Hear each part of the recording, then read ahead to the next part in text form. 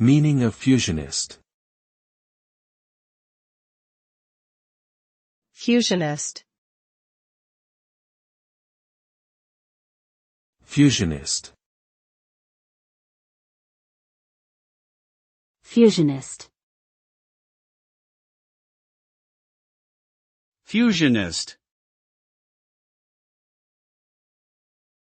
The term fusionist refers to a political ideology that seeks to merge traditional conservative and libertarian views.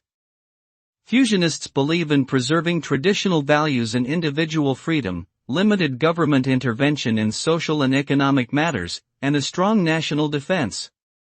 This philosophy emerged in the United States during the mid-20th century, popularized by conservative thinkers such as Frank Meyer.